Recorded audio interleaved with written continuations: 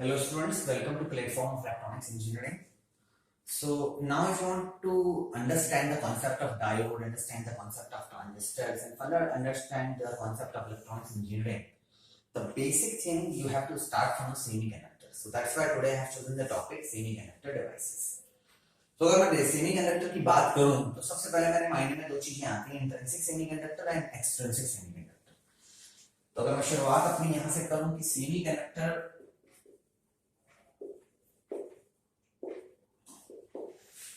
It is a between conductor as well as insulator. ना तो ये 100% कंडक्टर होते हैं, ना ये इंसुलेटर होते हैं। Again it is a type की बात करूं तो इंट्रिंसिक टाइप आता है सबसे पहले,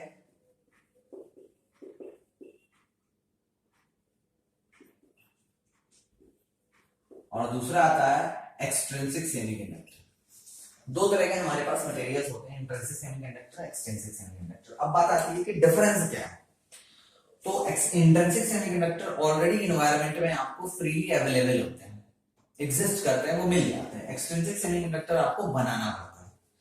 फिर मेरे दिमाग में अगर एग्जांपल्स पूछे जाएं मुझसे कि इंट्रिंसिक सेमीकंडक्टर के एग्जांपल्स क्या हैं, तो मेरा एग्जांपल दिमाग में आता है सिलिकॉन का, एग्जांपल मेरे दिमाग में आता है जर्मेनियम का, गैलियम आर्सेनाइड का।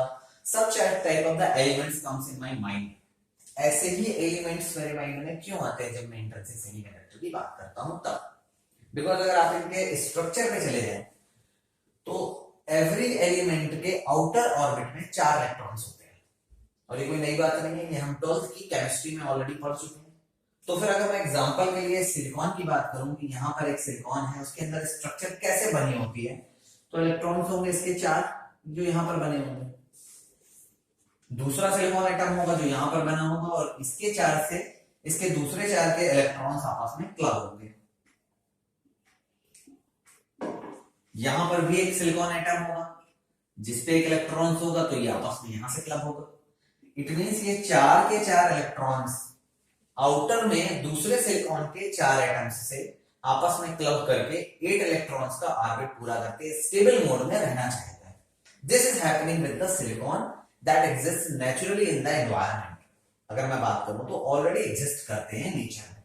सेम चीज is happening with the germanium and same thing is happening with the gallium arsenide and many other materials. They have outer boundary 4 electrons.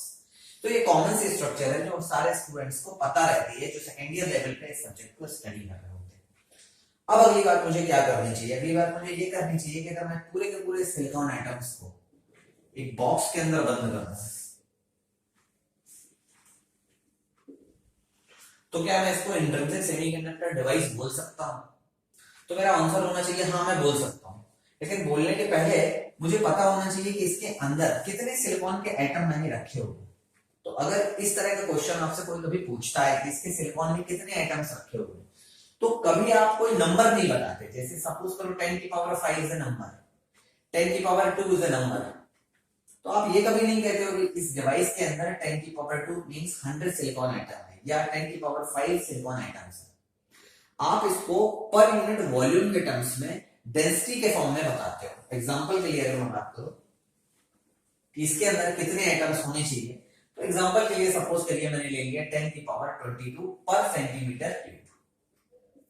So this is a way I present this number of silicon atom inside the semi intrinsic semiconductor devices. अभी मैं सिर्फ intrinsic की बात कर रहा हूं, extrinsic की बात मैं बाद में करूंगा। तो अभी सिर्फ और सिर्फ इंट्रिंसिक की बात हो रही है। अब इसके बाद क्या होगा, सपोज करिए आपने इंट्रिंसिक सेमीकंडक्टर डिवाइस था और इसको छोड़ दिया एनवायरनमेंट में रूम टेंपरेचर पे। तो अब मैं बात करता हूं कि रूम टेंपरेचर पे क्या होगा। रूम टेंपरेचर पे 26 डिग्री सेंटीग्रेड ले लेते हैं। इस पे ये सारे के सारे एटम्स आयनाइज होने की कोशिश करेंगे। आयनाइज होने का मतलब क्या है? आयनाइज होने का मतलब है कि आउटर ऑर्बिट में जो 4 इलेक्ट्रॉन्स अगले 4 इलेक्ट्रॉन्स से कंबाइन हो गए, इन्हें एनर्जी मिलेगी और ये इसके ऑर्बिट को छोड़ के बाहर निकल जाएंगे। Why it is happening? Because of this room temperature. Because at room temperature they get the energy. Example की बात करते हैं। एग्जाम्पल के लिए अगर मैं बात करूं ये वाला इलेक्ट्रॉन यहां से आयनाइज हो गया, इसको एनर्जी मिल गई और एनर्जी लेके बाहर निकल गया है और ये बाहर आके यहां आ गया इलेक्ट्रॉन्स। अब ये इलेक्ट्रॉन्स क्या है, इस पूरी की पूरी इलेक्ट्रॉनिक डिवाइस के अंदर कैसे ट्रेवल करेगा? As a free electron travel करेगा, फ्री इलेक्ट्रॉन। और यहां जब वो बाहर निकला तो यहां पर उसने क्या क्रिएट कर दिया? एक होल क्रिएट कर दिया। ये बात समझने की है कि आयनाइजेशन का प्रोसेस हो रहा है, उस प्रोसेस में इलेक्ट्रॉन्स यहां से बाहर निकल गए और वो इलेक्ट्रॉन और होल पेयर जनरेट करते हैं। तो आयनाइजेशन प्रोसेस में इलेक्ट्रॉन होल पेयर जनरेट होते हैं। कितने जनरेट होंगे डिपेंड करता है कि स्ट्रक्चर क्या है, बहुत सारे पैरामीटर पर डिपेंड करता है। पर अभी एग्जांपल के लिए, अगर एग्जांपल के लिए ये मान लो कि आपके 10 की पावर 10 पर सेंटीमीटर क्यूब, इसमें से एक एटम आयनाइज हो जाता है। एग्जांपल के लिए मैं ले रहा हूं जिससे आप इसकी मैथमेटिक्स भी समझ लें थ्योरी के साथ साथ। तो आपके लिए थ्योरी लिखना बहुत आसान हो जाएगा, आप सिर्फ इस वीडियो पे बने रहें। 10 की पावर 10 पर सेंटीमीटर क्यूब, ये भी मैंने किस फॉर्म में लिखी है, कोई नंबर नहीं बताया आपको, किस फॉर्म में लिखा है मैंने, एक डेंसिटी के फॉर्म में लिखा है। अगर कोई मुझसे पूछे सर पर सेंटीमीटर क्यूब का मतलब क्या है, तो मैं और डिटेल में जाने के लिए बोलूंगा कि एक पर सेंटीमीटर का एक बॉक्स बना लो और उस बॉक्स में ये समझा दो कि हर एक लेंथ यहां 1 सेंटीमीटर है। क्या है, हर एक लेंथ क्या है, 1 centimetre. Every length is 1 centimetre, this is a cube of 1 centimetre cube. इसके अंदर आपके कितने एटम्स हैं, टोटल बात करूंगा तो ये 10 की पावर 22 एटम्स हैं इसके अंदर सिलिकॉन के। उस 22 एटम्स में से 10 की पावर 10 एटम्स पर सेंटीमीटर क्यूब एटम्स में से आपका एक एटम आयनाइज हो जाता है, 1 एटम बिकम्स आयनाइज।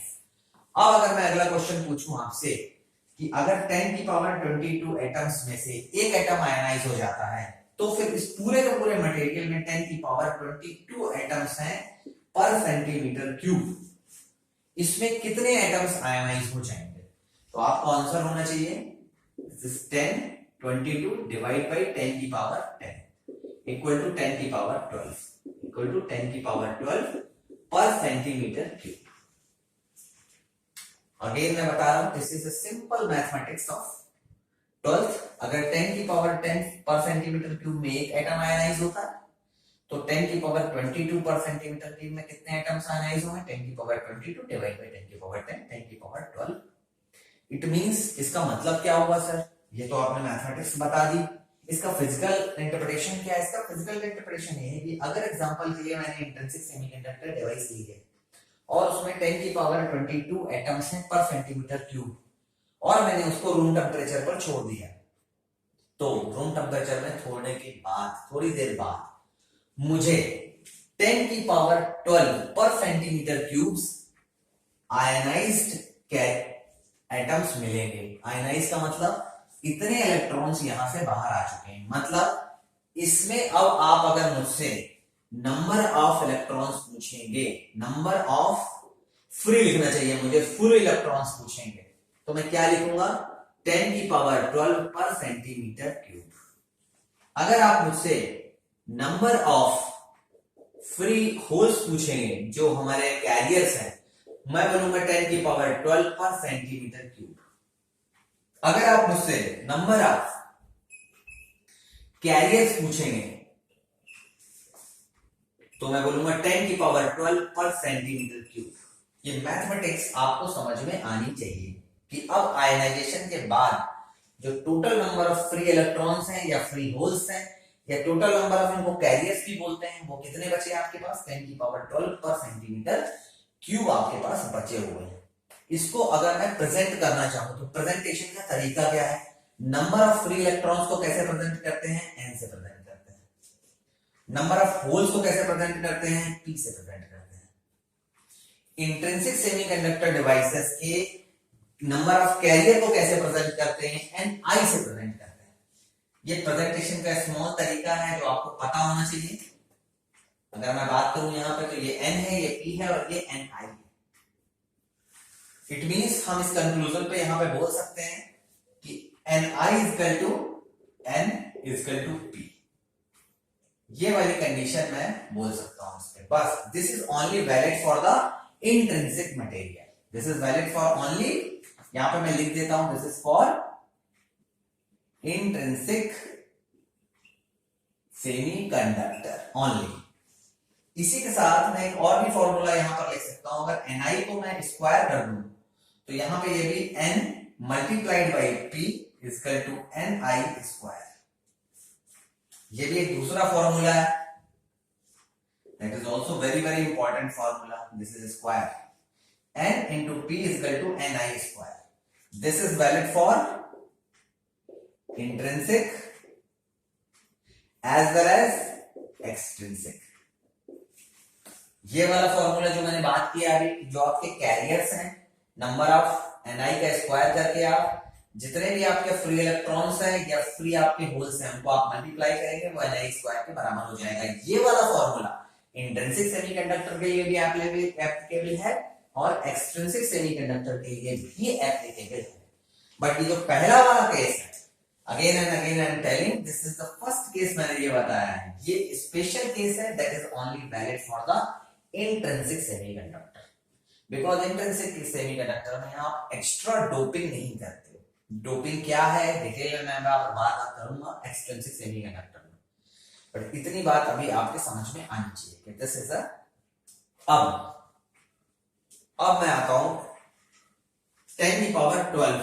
ये मेरे क्या है, नंबर ऑफ एन इलेक्ट्रॉन्स है, नंबर ऑफ होल्स है, अगर आप इसे मल्टीप्लाई करेंगे तो सेम इक्वेशन आपको मिल जाएगी। So this was the all detail about intrinsic semiconductor.